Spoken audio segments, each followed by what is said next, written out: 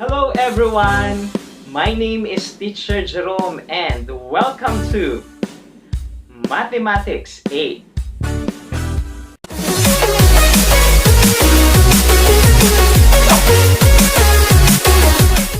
In this video, I will be discussing our first lesson, which is the special product of polynomials. Let me remind everyone that before you listen to this video lesson, kindly answer the pre-assessment given on our learning modules. Please also be reminded that the answer sheet is provided on our learning modules, and also you can download it on our Google Classroom. And to start our lesson, let's have first the review. In order to understand our lesson for this day, let us review first about square of a number. For example, if we have 5 squared or 5 raised to 2, it is only equal to 5 times 5, which is equal to 25. Always remember that when we square a number, it is simply multiplying the number by itself. Let's have more examples. This time, I'll be flashing 5 questions, and what you are going to do is to shout out your answer within 10 seconds. So what we are waiting for? Let's start. Simplify the following expressions. Number 1. 7 squared.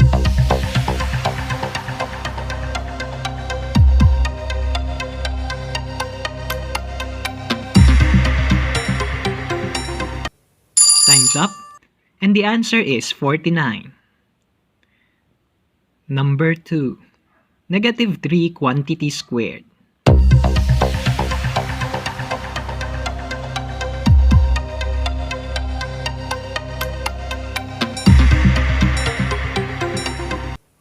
Time's up, and the answer is 9.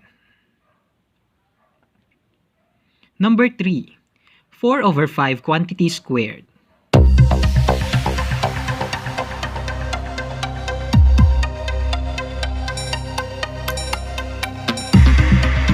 Time's up, and the answer is 16 over 25. Number 4. 3x quantity squared.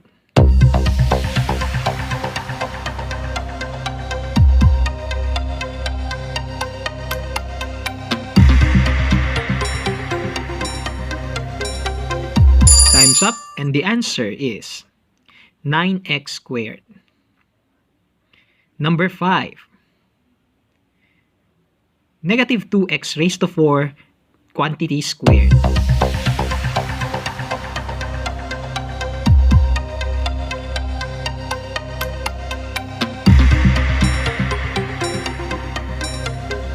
Time's up, and the answer is 4x raised to 8. Congratulations to all who answers 5 questions correctly. And for those who are still confused, I know a lot of you are confused with the questions number 4 and number 5. What you are going to do is to get your module, turn your module on page number 7, and try to recall your skills about the laws of exponents. Let us use what we have recalled in understanding our new lesson. In special product of polynomials, first we have square of binomial, second we have product of sum and difference of two terms, third we have the square of trinomial, and fourth but not the least we have the cube of binomial. We call all of this as a special product simply because we just need to follow the patterns in order for us to find the product fast and easy. And now, let's start with our first special product, which is the square of binomial. Square of binomial is in this form.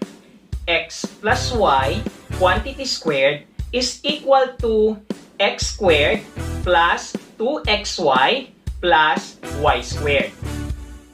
Square of binomial consists of, first, square of the first term, twice the product of the first term and the second term, and square of the second term.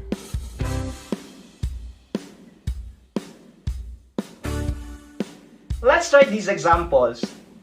Number 1, x plus 4 quantity squared. First, we need to square the first term, then twice the product of the first term and the second term, and square of the second term. It becomes x squared plus 8x plus 16. Therefore, the product of x plus 4 quantity squared is equal to x squared plus 8x plus 16. Another example is x minus 3 quantity squared. Again, we need to square the first term and twice the product of the first term and the second term, then square the second term. Now, it becomes x squared minus 6x plus 9. Therefore, the product of x minus 3 quantity squared is equal to x squared minus 6x plus 9. Please take note that x plus y quantity squared is also equal to the quantity of x plus y times the quantity of x plus y. So, when we use the FOIL method, we will also arrive to the same answer, which is x squared plus 2xy plus y squared. This time, let me discuss about the product of the sum and difference of two terms. Product of sum and difference of two terms is in the form of quantity x plus y times the quantity x minus y, where x is the first term and y is the second term. The product is just simply equal to the square of the first term minus the square of the second term. It is easy, right? So let's try these examples. Number 1, quantity x plus 5 times the quantity x minus 5. It is equal to the square of the first term, which is x squared, minus the square of the second term, which is 25. Therefore, the answer is x squared minus 25. Number 2, quantity x minus 7 times the quantity x plus 7. It is equal to the square of the first term, which is x squared, minus the square of the second term, which is 7 times 7, 49. Therefore, the answer is x squared minus 49. Number 3, quantity 2x plus 5y times the quantity 2x minus 5y. It is equal to the square of the first term, which is 4x squared, minus the square of the second term, which is 25y squared. And the final answer is 4x squared minus 25y squared. Now let me talk about the third special product, which is the square of trinomial. The square of trinomial is in this form: x plus y plus z quantity squared. Here we have three terms since it is a trinomial. Now, to get the product of the square of this trinomial, first, square the first term plus square the second term plus square the third term plus twice the product of the first term and the second term plus twice the product of the first term and the third term plus twice the product of the second term and the third term. For you to do better, please follow the patterns. And these are the steps. We need to square the first term, square the second term, square the third term, twice the product of the first term and the second term, twice the product of the first term and the third term, and twice the product of the second term and the third term. So that's easy. Let's try these examples. Kindly prepare a sheet of paper for your solution.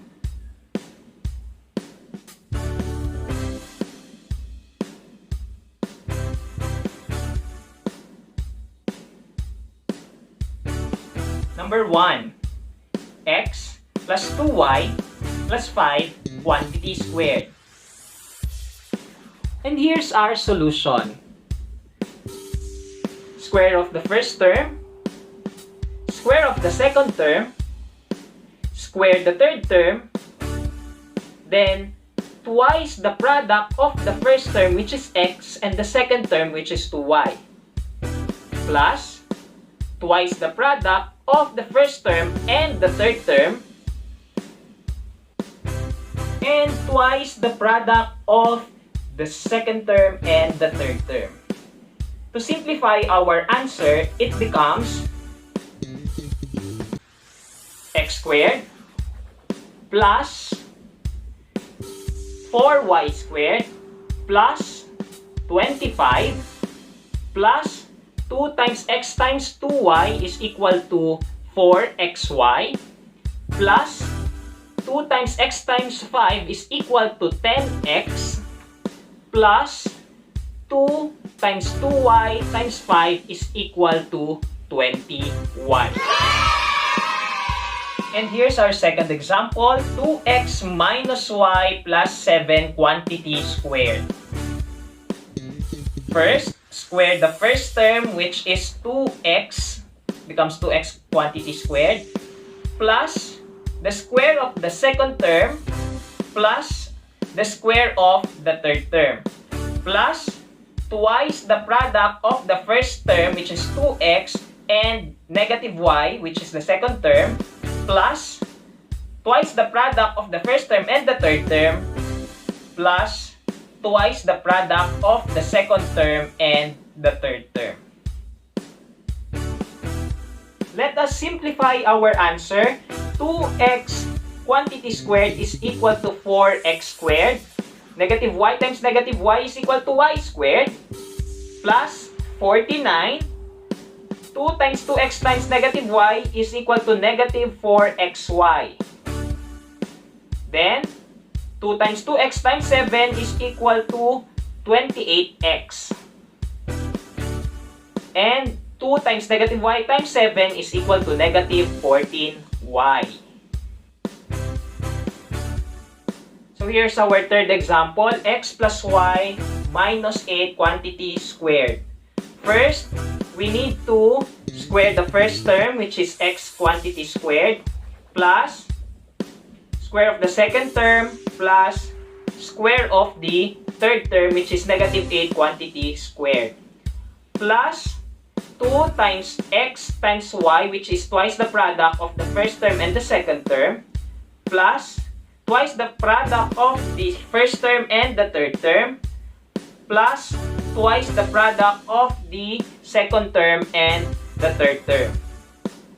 Now, let's simplify the answer. It becomes x squared plus y squared plus negative 8 times negative 8 is 64 plus 2xy, and 2 times x times negative 8 is equal to negative 16x. And of course, the last is 2 times y times negative 8 is negative 16y. And now we are on the last item on our lesson, which is the cube of binomial. Cube of binomial. It is in the form of x plus y quantity cube, where the product is equal to x cubed plus 3x squared y plus 3xy squared plus y cubed. To get the product of the cube of binomial, first we need to cube the first term, plus thrice the square of the first term by the second term, plus thrice the first term by the square of the second term, plus cube of the second term. Let's try the following examples. Number 1. the cube of the binomial x minus y. It is equal to the cube of the first term, which is x cubed, plus 3 times x squared times negative y, plus 3 times x times the square of negative y, plus the cube of negative y. Simplify the answer. It is equal to x cubed minus 3x squared y plus 3xy squared minus y cubed. And that is our final answer. Example number 2. The cube of the binomial x minus 2y. First, we need to cube the first term, which is x cubed, plus 3 times the square of x times negative 2y, plus 3 times x times the square of negative 2y plus negative 2y cubed. It is also equal to x cubed minus 6x squared y plus 12xy squared minus 8y cubed. And that is our final answer for the cube of the binomial x minus 2y. Number 3. The cube of the binomial x plus 5. It is also equal to the cube of x plus 3 times the square of x times 5 plus 3 times x times the square of 5 plus 5 cubed. It is also equal to x cubed plus 3x squared times 5 plus 3x times 25 plus 125. To simplify the answer, it is equal to x cubed plus 15x squared plus 75x plus 125. And that is our final answer for the cube of the binomial x plus 5. Number 4. The cube of the binomial x minus 6. It is equal to the cube of the first term, which is x cubed, plus 3 times the square of x times negative 6 plus 3 times x times the square of negative 6 plus the cube of negative 6. It is also equal to x cubed plus 3x squared times negative 6 plus 3x times 36 minus 216. And to simplify our answer, it is equal to x cubed minus 18x squared plus 144x minus 216. And that is our final answer for the cube of the binomial x minus 6. Now we are done with our first lesson, which is the special product of polynomials. I hope you learned a lot from this visual lesson. This is Teacher Jerome saying stay at home and stay safe. Once again, thank you very much. Sawadee krap.